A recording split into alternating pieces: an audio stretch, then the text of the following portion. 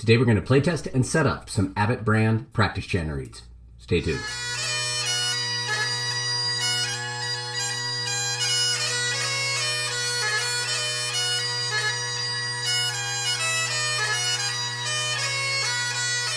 Well, hello everybody, I'm Matt Willis Bagpiper, and on this channel I make videos to make you a stronger and more confident piper. If you like this kind of content, please think about liking the video, subscribing to the channel, and hitting that bell icon to be notified when I post new videos. I also teach Skype lessons if you want more personalized instruction, but more on that later. Today I have here a number of Abbott brand practice chanter reeds. These are quite common, at least in North America. So we have two primary varieties here. We have his original, the black wrapped ones, and his new traditional blue wrapped ones here, as well as a prototype we're going to be playing around with just a little bit and seeing if we can't get these working as well.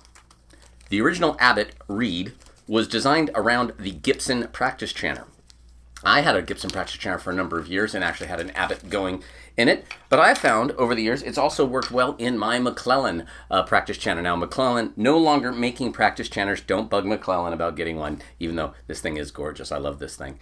But today we're going to be testing all of these in each of these three chanters. So we have, again, the McClellan long practice chanter here. We have a twist trap long practice chanter here, one of the more common practice chanters on the market right now, and my R.G. Hardy non-twist trap practice chanter right here. I don't have a McCallum, I don't have a nail. It is what it is. I still have three chanters here. We're going to see how these are going. So currently my McClellan is actually going with one of the Abbott blue reeds. It's one of the ones from the set. I worked this down just using some sandpaper, and I think it's going pretty well. It's kind of damp right now. I was playing a bit this morning.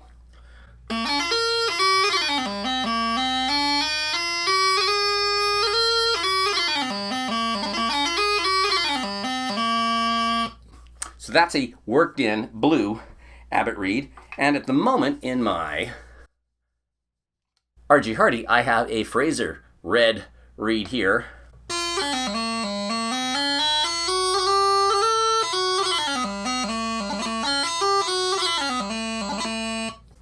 And I also have a Fraser going in my twist trap practice chanter. Now this is the one from my twist trap pipes.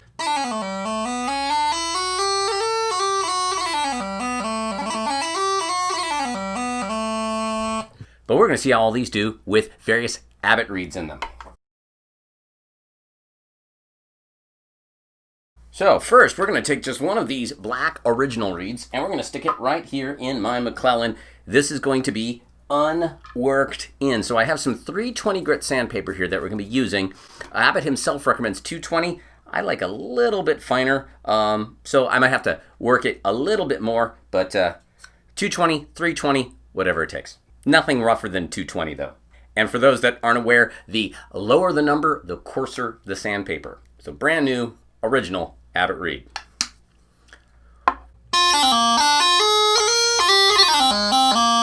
That's actually going pretty well.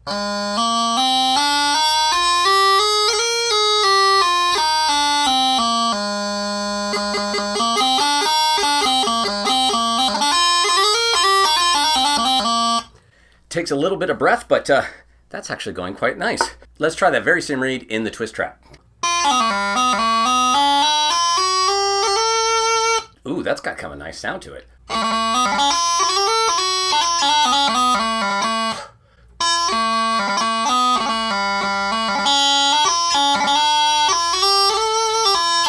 Takes a little bit of air. It's kind of a somewhat forceful reed, but it's quite nice. And again, I haven't worked any of the reeds on this table in any way yet. So these are just as they were. Let's try it in one more. We're going to put this one in my Blackwood R.G. Hardy chanter.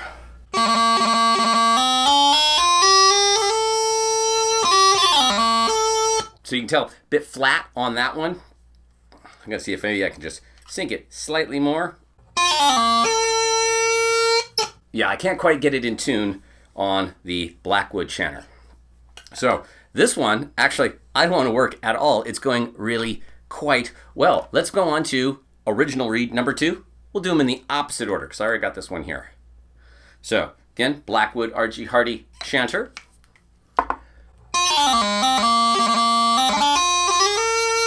Still flat on that top hand. I have a feeling these blue ones might be a better choice for that particular chanter. All right, let's go now to the twist trap chanter here.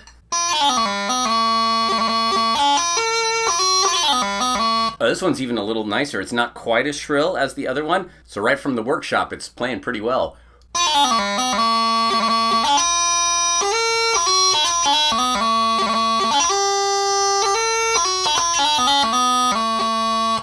And then finally, we're going to try this one in the McClellan.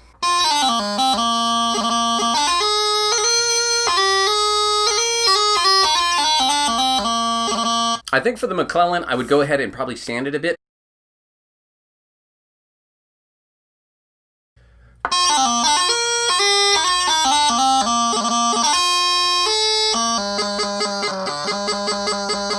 So this one I think might be a good contender to do a little bit of work on. Just a little kind of shrill and brash in its grace noting in particular.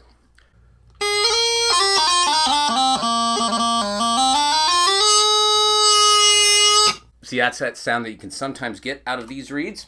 We're going to take the sandpaper right here. We're going to hold it with our thumb, middle finger, and ring finger here. And I'm going to put a little bit of pressure with my pointer finger. And I'm going to put it on the sandpaper, and I'm just going to do some circles. Kind of from the middle of the reed to the tip. This being a plastic reed, I'm not worried about the, like, it splitting like a cane reed might do.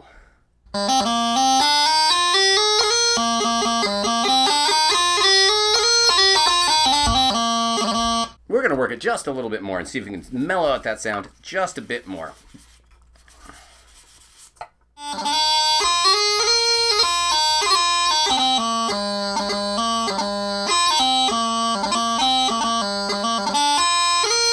Again, it's just a bit shrill, so let's go ahead and do that same bit of sanding like I just did. Again, 3/20 grit sandpaper. See, doing half dozen circles or so from the midpoint to the end. Put it in here.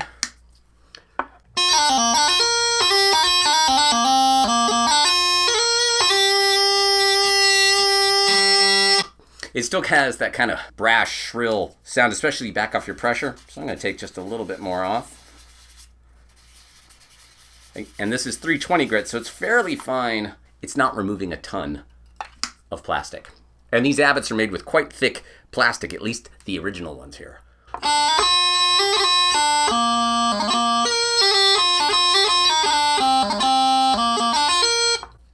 I think quite nice reeds here. Now we're going to try one of these worked reeds in the R.G. Hardy Blackwood chanter and see if maybe just the sanding might have gotten that high A up and in.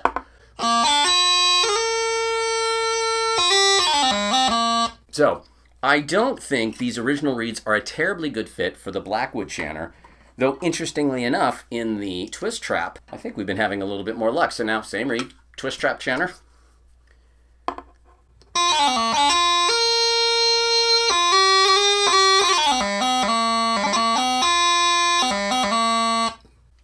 So in the twist trap, I'm actually having quite a lot of luck with the original reeds here.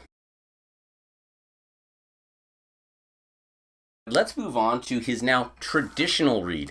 Original, traditional, names are somewhat similar, but I think these were called traditional because they're a little bit more in that narrower design like these Frasers, which have kind of been around, to my knowledge, since the 60s. At least that design has been. I don't know if they were the Fraser brand back then, and if you do know, comment below and let us know. We're going to start with these in that R.G. Hardy Blackwood because that's the one that we have yet to get a working reed going on. So remember, not every reed goes in every chanter. It doesn't mean it's a bad reed. Doesn't mean it's a bad chanter. You got to find what works for you. We're going to see how these are going now in, again, the R.G. Hardy Blackwood, the traditional. Number 1. Still a little flat on that top hand. Now I know we could cut the reed to bring it up into pitch, though to be honest at the moment I don't have the appropriate knife or trimmer to do that. So we're going to see if maybe, just maybe, I can get one of these working without trimming it.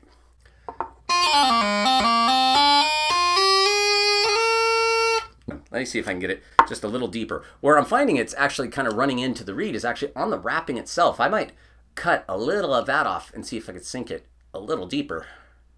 I have my multi-tool here, and we're going to try to first remove just a little bit of the wrapping, the actual blue wrapping in this case, that is just above the hemp here, because I want to see if I can just seed it a little bit more deeply. Because the blue wrapping is actually running into the top of the, albeit somewhat narrow, reed seat. So you can see here I've removed a little bit of the blue wrapping above that, and let's see if it goes any further into the chanter now. Yes, now I can seed it a little bit more deeply. Let's see if that brings that high A in.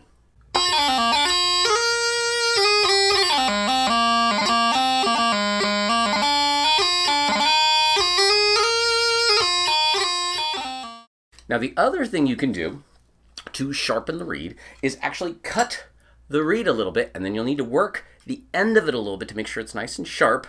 Now, I would normally actually take a small razor blade, stick it like on my cutting board, which my table is, something like that, have a spider's hair of the reed, like hold the blade above the reed, spider's hair of the reed there. I would tap it with a small hammer and just cut it really quick. Super sharp chisel works just as well. There's also this cool like craftsman clippery thing that you can see Abbott using on his reeds on his channel, and it actually has like a razor blade in it and a nice little level bit. I might pick one of those up. It looks pretty cool, but I don't have any of those. But what I do have is a steady hand and a small pair of scissors. So at your own risk and peril, do this. But I'm actually going to use the small built-in scissors on my multi-tool, and I'm just going to cut straight across. Now, I've done this quite a few times. It's not going to be sideways and weird. I cut very, very little. Okay, let's see. Now, let's go ahead and work the end of this reed just a little bit. Let's see if that brings the pitch up so that we have a nice, good high A that's not quite as flat.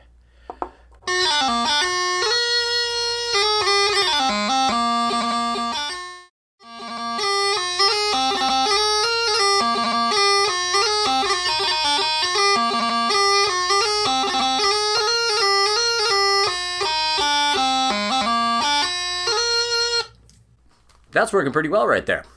So you can see that these blue reeds are going well in now this R.G. Hardie long chanter that we were not having success with before. Let's see how it's going in the twist trap. So again, these twist trap chanters are available by themselves as chanters or as part of the twist trap practice pipes by R.G. Hardie.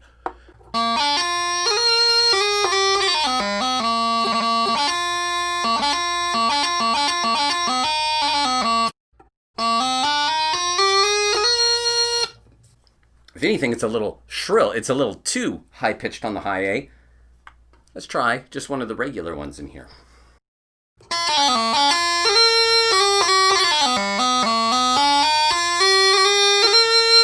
See, the regular blue ones are going pretty well. I'm pretty happy with that.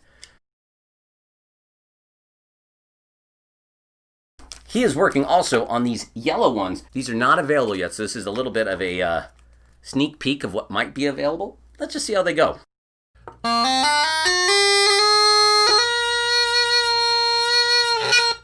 You can see it broke a little bit too. Let's go ahead and just work the reed just a little bit. It's not too hard, so I'm not going too far with it.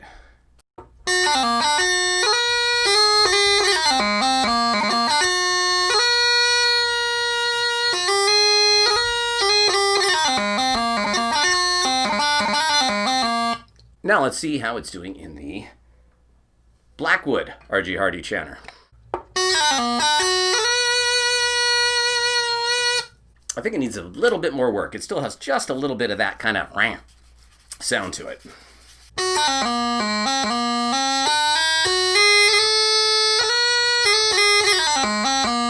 Yeah, that's kind of a nice bright tone out of it.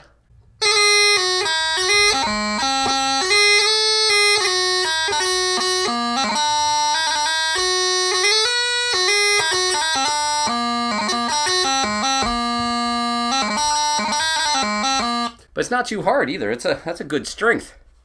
Those originals, some of those sounded really good, but they were I took a pretty big breath. There's some thick plastic on those. Now let's try that same reed in the McClellan. Just why not? So we have 3 different kind of styles of chanter here, and you can hear that the reeds are responding differently in the different chanters.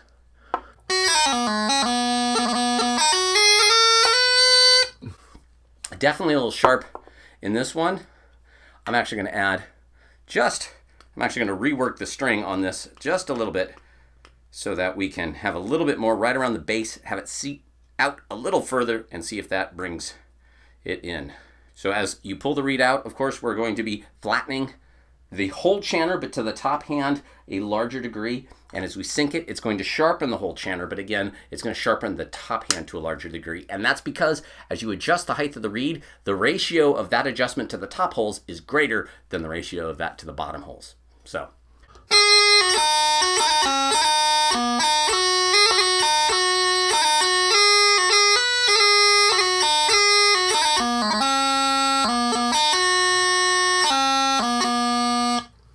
So it's going quite well in that as well. But again, you can kind of hear the tonality difference of each of the reeds. So I'm finding the McClellan, these yellow ones need to be seated a little bit further out. I've always found the McClellan reeded very similarly to the Gibson style chanter, the kind of the Dunbar style chanter, the North American chanters that tend to need bigger, well, reeds. The McClellan kind of falls into that family more than, say, these more narrow R.G. Hardy style ones. And I hear the Nail and McCallum might be even a little bit narrower bore yet still.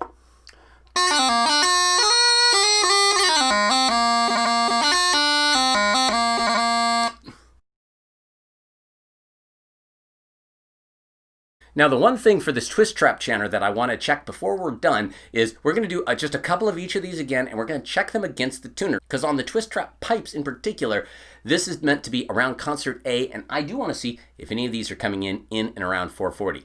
On the music stand here, we have the iStrobosoft tuner. It's set at concert 440, sweetened to the Great Highland Bagpipes. That's available on the iOS. The sweetener packs for this program, not available for Android. And I'm only going to be testing these reeds using the twist trap chanter. I'm less concerned about the overall pitch of either the Blackwood Hardy or my McClellan. I just want them kind of internally consistent.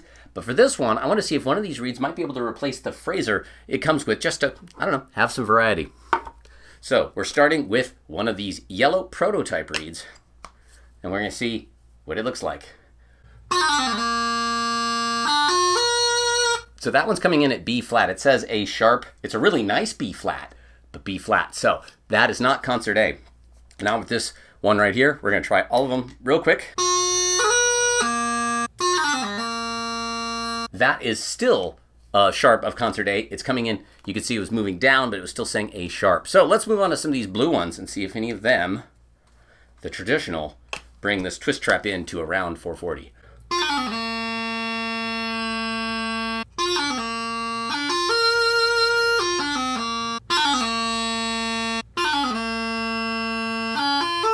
Still saying A sharp on the tuner. Now let's try one of these 6 originals in here. I remember these had some pretty good tone. Do they have the tuning? It could. Let's go ahead and try to seat this one out just a little bit further.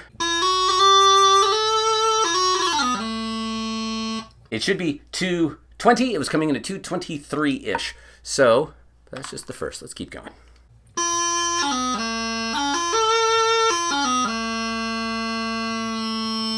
So by the time I underblew it to be in A, it was making the top hand quite flat.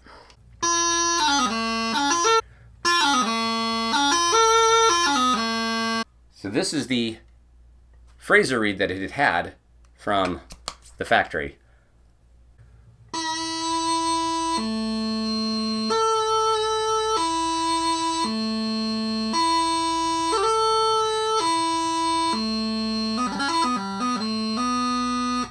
So with the Fraser reed, it's coming in at A, but the volume is quite a bit quieter. If there's been a complaint about the practice chanter part of your twist trap chanter, it's that the Fraser reed is a little lower in volume than you might like it.